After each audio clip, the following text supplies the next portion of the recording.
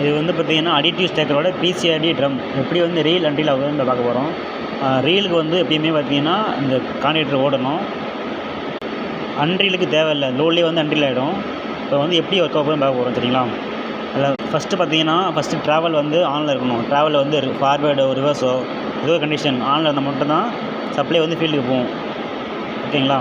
பார்த்திங்கன்னா ஃபார்வேர்டு ஓடிச்சு அப்படின்னா இந்த கான்டேக்டர் பிக்கப் ஆயிரும். 6C1 கான்டேக்டர் பிக்கப் ஆயிரும். சப்ளை வந்து க்ளோஸ் ஆகிட்டு இந்த NO பாயிண்ட் வந்துடும் சரிங்களா. இது ஏன் போட்டிருக்கோம் அப்படின்னா பிசிஆர்டின்னு கான்டேக்டர் போட்டிருக்கோம்.